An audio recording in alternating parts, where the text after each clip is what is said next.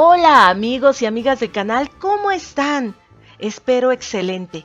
El día de hoy les llevaremos un tema que nos están pidiendo mucho y es el del Plan de la Noria, hecho principalmente por Porfirio Díaz, ya que hubo más personajes involucrados en el documento. Es algo muy irónico y casi increíble que por casi los mismos conceptos fundamentales de su documento después de 35 años, lo hiciera caer de su dictadura. Pero no nos adelantemos, así que ¡comenzamos! El Plan de la Noria fue un documento redactado por el general Porfirio Díaz para justificar el inicio de una rebelión contra Benito Juárez, quien había sido elegido presidente de México por tercera vez. El argumento principal de este pronunciamiento era que Juárez había incumplido la Constitución de 1857 que prohibía la reelección presidencial. El plan fue expuesto el 8 de noviembre de 1871 en la Hacienda de la Noria, propiedad de Díaz, en el estado de Oaxaca, y dio lugar a un levantamiento armado que se conoce como Revolución de la Noria. Los principales propuestas del Plan de la Noria fueron las siguientes: que la elección del presidente fuera directamente y que no pudiera postularse ningún ciudadano que ya hubiera ocupado el cargo en el periodo inmediatamente anterior. 2. Que los mandatorios públicos tuvieran la obligación de cumplir de manera estricta lo establecido en la Constitución de 1857. 3. Que el Congreso de la República solo pudiera ejercer funciones electorales en asuntos puramente económicos y en ningún caso para la designación de altos funcionarios públicos.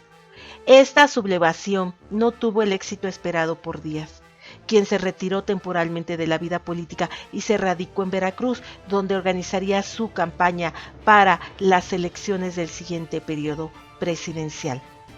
El pronunciamiento con el Plan de la Noria hizo que Díaz fuera apoyado por varios militares que fueron sublevándose en distintas regiones del país. El gobierno de Juárez enfrentó con éxito la mayoría de las sublevaciones. Sin embargo, algunos levantamientos se prolongaron en el tiempo, como el encabezado por Vicente Jiménez en el estado de Guerrero. Finalmente, la muerte de Juárez, el 18 de julio de 1872, propició un cese al fuego. La asunción de Lerdo de Tejada como presidente interino, quien publicó un decreto de amnistía para las personas que se habían sublevado y militares, pues esto allanó el camino para ponerle fin a la Revolución de la Noria. Pero ¿por qué se llegó a esto? Y tenemos que irnos a la presidencia de Benito Juárez. Llegó a la presidencia luego de que el plan de Tacubaya obligó a Ignacio Comonfort a dejar la presidencia, la cual asumió tras un turbulento periodo en el que Antonio López de Santana estuvo en el poder. Después de que su predecesor fue forzado al exilio en 1858, Juárez fue designado presidente, ya que el cargo le correspondía al ser presidente de la Suprema Corte de Justicia. Fue hasta junio de 1861, tras sobrevivir a la Guerra de Reforma, que el oaxaqueño ocupó la silla presidencial por la vía electoral. El cuatrienio de Juárez se vio interrumpido con el Segundo Imperio Mexicano.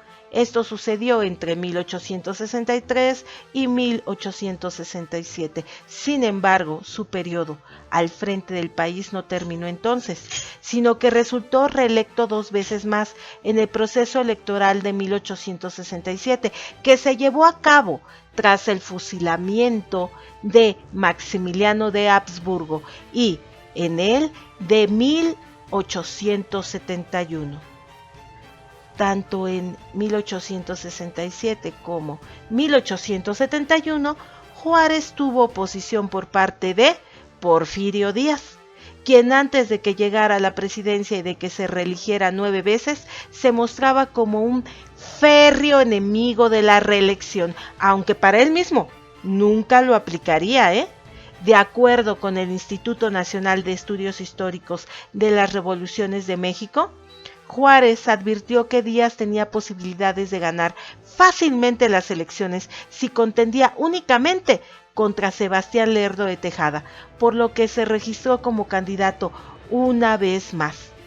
Colocó al Lace que en 1871 publicara el Plan de la Noria por parte de Díaz y su oposición.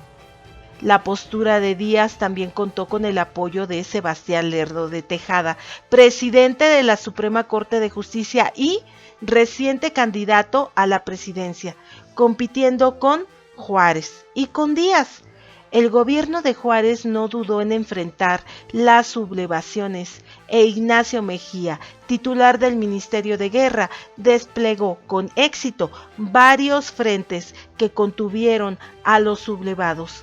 Algunos levantamientos resistieron más que otros, pero pues no tuvieron éxito y Juárez vuelve a ser presidente. Esto provocó que se le acusara de haber fraguado un fraude con las elecciones. La prensa de la época publicó en un ejemplar del periódico del siglo XXI. Se pudo leer: fue un día lúgubre en la Ciudad de México. Por todas partes se encontraba el aparato de la fuerza. Las calles de la ciudad eran recorridas por patrullas.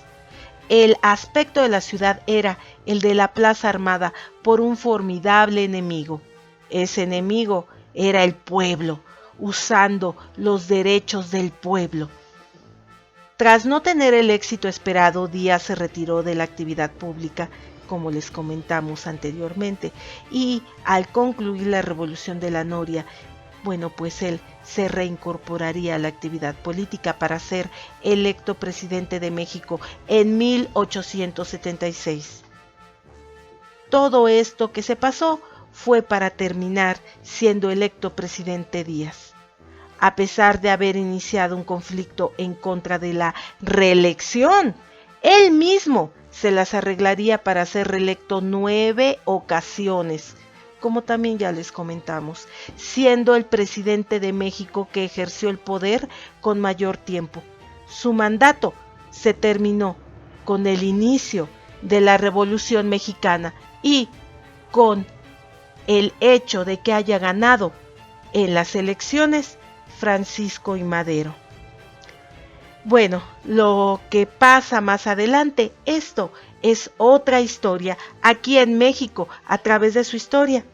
Los invitamos a ver otro video más de nuestro canal, que es su canal, próximamente. Ya saben, si les gusta nuestro contenido, por favor, suscríbanse, regálenos un me gusta, toque la campanita para nuevo contenido. En verdad que nos ayuda mucho. Les agradecemos que estén con nosotros a cada uno de ustedes. Gracias por todo. Yo soy Angie G. Y pues en la siguiente nos vemos. Hasta luego. ¡Chao! Hola, suscríbete. ¡Chao!